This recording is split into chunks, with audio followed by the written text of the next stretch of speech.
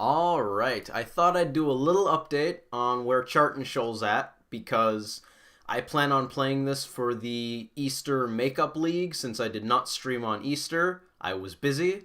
So instead, we're going to play with some of this. This is just going to get recorded and thrown on YouTube. Probably before the next stream happens, I plan on playing at least one match today. So we'll see how much magic I get in. Anyways, Chart and Shoal should be fun. We haven't played this for a while. The last time we did, it didn't go so well. But you know what? Sometimes the traverse list doesn't go so well either, so that's fine. That is perfectly fine. We're running Disrupting Shoal as basically the deck's namesake. This is my Shoal version for Rug Delver. I only like to run 3 Shoals because I think Shoal is a card you can really flood on. When you have 3 or even 2 Shoals in your hand, sometimes you just end up in a really bad spot if you can't pitch them to each other. There's a point at which you can't make up for the card disadvantage, even against decks that don't really care about card advantage. You'll just run out of cards. And even if you're playing against Burn, Storm, Coco, fast decks that try to kill you early on and you need the tempo, when you run out of cards, there's not a lot you can do. So I don't remember the last time I played 4 Shoals. I think playing 3 is fine. I know when people play Shoal, they like to play Shoal, but I think 3 is perfectly fine and easily defensible. We've got 17 1CMC pitches here, and between these 7 cards and the 2 Shoals that pitch to the other Shoal, that will be the one you're casting, we've got 9 2CMC pitches, which I'm pretty happy with. We're usually going after 1-drops, Aether Vial, Faithless Looting, Goblin Guide, the like. Sometimes you want to hit 2-drops. Storm is a deck against which you definitely want to hit 2 CMC spells instead of 1 CMC spells. And that's something you'll see us keep in mind as we sideboard. Against a deck like Storm, we're not going to drop a bunch of 2-drops because we kind of need those to pitch to Shoal to counter Manamorphose, Sprawl, Ritual, the like. In that kind of matchup, I'd be more likely to board out 1 CMC spells, whereas against something like Hollow One, the 2 CMC spells are a lot easier to pitch. I'd rather hit a Faithless Looting than a Goblin Gore. I'd love to hit a Burning Inquiry. Anyways, I'm still on Chart because I think the card is at least okay, and it's definitely fun. In theory, I think this card pairs really well with Shoal, because for 1, it pitches to Shoal very nicely, and for 2, it lets you refuel after you burned a bunch of cards, shoaling things to keep up on tempo. So I feel like the cards work really well together to keep a balance of tempo and card advantage. Other notable things with regards to this list versus my regular Traverse list, we're not running Forked Bolt because I want a bunch of blue spells. We have the 4th Thought Scour, 4th Mandrills. I cut Nux, as sad as I was to do it, because I want this deck to be a little more linear in Game 1. I find Nux can be too slow enough of the time that I'm not always happy to see it. And the decks that make me want to play Nux, Death Shadow, Eldrazi Tron, and the like, where I actually want the 6/6 Knuckle Blade, they're not all that common anymore. So Knuckleblade might just not be that great in this meta.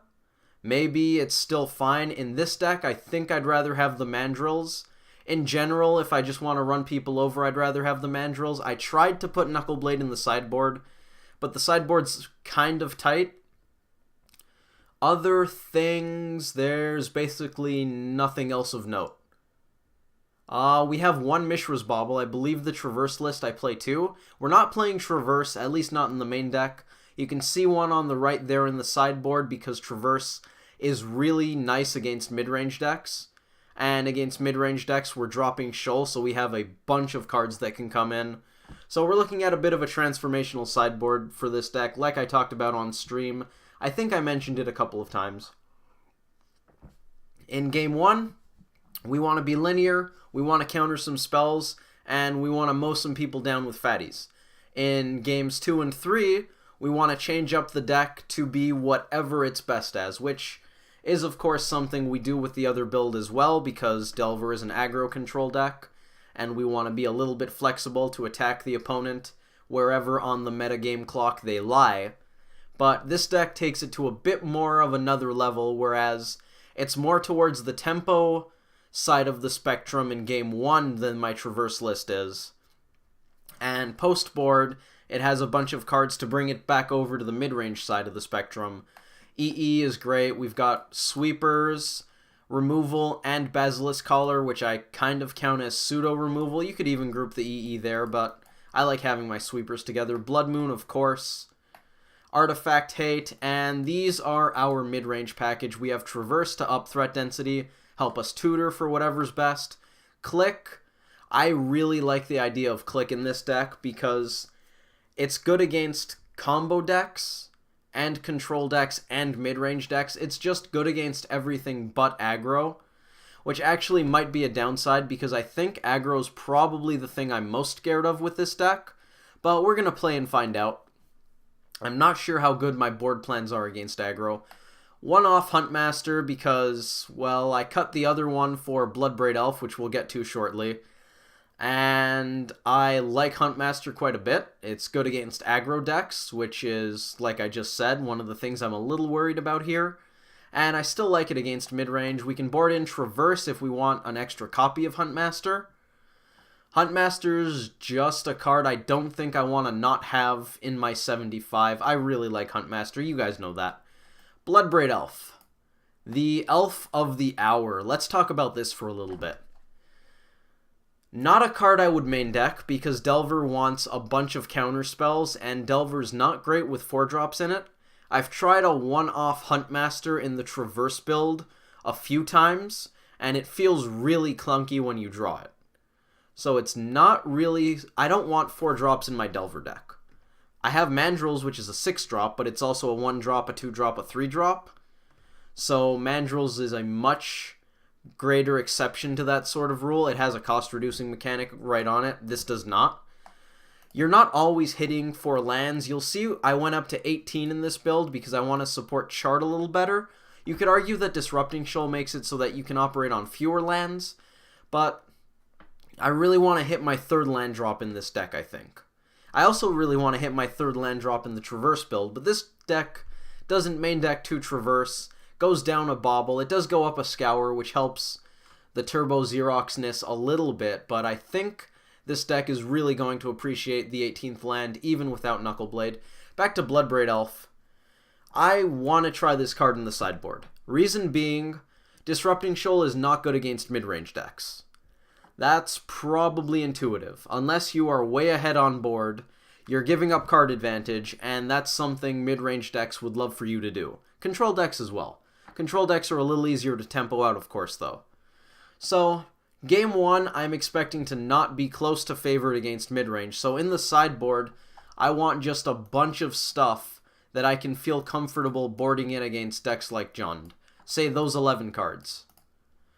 There's probably an argument for Pyroclasm as well, especially against a deck like Obzon, because Lingering Souls, I don't think I would board it in against Jund, even though they have Bob, Skoos, Tracker, that kind of thing. Probably not worth it. But other than the dedicated Sweepers and the Artifact Hate, all of these cards are things I'm fine with having against Jund. They're all good against mid-range, and that's something I want for this deck. I want cards that are good against mid-range. Oh, Artifact Hate. That's how we did it. I was very confused, and that was there. These were switched, but actually I think the artifact cards were here. That doesn't matter. So I want a bunch of cards that are really good against mid-range. And Bloodbraid Elf is probably pretty good against mid-range. The 3-2 body, not the best, but against cards like Liliana of the Veil, it's quite nice. It's good at being aggressive against Jace decks, which is something I think I would enjoy quite a bit. Pressuring Planeswalkers is sometimes a problem for us. It's a haste threat, so I don't hate it bringing it in against Tron. That's probably something I can live with. Turn 4, just play a creature that gets an extra 3 damage in, even though they have an Ugin or a Karn, which means creatures that have to wait until we untap aren't so great. Of course, Bloodbraid's probably not very good against Tron either. I'm not even sure if I planned on bringing that in. We'll cross that bridge if we get to it. But anyways, I want to try Bloodbraid Elf. And like I said, we're boarding in 11 cards against Jund. Probably 9 to 11 against other mid-range control decks. We're cutting Shoal. We're cutting counterspells against Thoughtseize decks. We cut Echoing Truth against some of them, Curious Obsession, sometimes some Scours, more counters go, sometimes Bolt Effects if they're not very good. We have tons of cards that we can cut against interactive decks that don't run a lot of threats. I don't cut these against Jund and decks like that because they actually do have good burn targets, but a lot of decks don't. And you'll see we board out 2 to 3 Bolt Effects pretty well on the regular with the Traverse list. So I could easily see cutting 1 or 2 bolts in a bunch of matchups with this. So all of those cards that make Bloodbraid bad in this deck, you don't want to hit counter spells off of your Cascade. That's not very good. Curious Obsession actually sounds like a decent No, Bloodbraid Elf isn't on the battlefield when Cascade resolves. Never mind, that's bad too, especially on an empty board. That's another thing we're excited to get rid of. Maybe we're going to cut a Mandrill. Sometimes I do that. So we have a lot of bad top decks in this deck. That's kind of just how Delver goes. And we're cutting a lot of those to improve our top decks because you want to have good top decks against mid-range decks. And we're also cutting a bunch of our bad Cascade hits because they're bad top decks. So post-board against mid-range, our deck actually becomes much more Bloodbraid Elf friendly. I also really want to Cascade into a Vendilion Click, specifically against a combo deck so that I can slam this on turn 4, get some disruption off the top, and then hit for 3, which I feel like is complete gas, but I've never had it happen yet because I haven't played much of Bloodbraid Elf. Also, on at least some level, I just want to play Bloodbraid Elf because the card is really fun, but I think it's a nice sideboard plan for the mid-range decks and the control decks, and I'm excited to try it out. Like I said, my biggest problem with this deck, I think, is aggro. Post-board, I feel like the mid-range matchup is at least fine. Even if it's not good, it's probably still in the neighborhood of 45-55 to 55-45 in somebody's favor. So I think the deck is at least okay. We're going to find out. Let's play some matches. I'll see you guys in the league.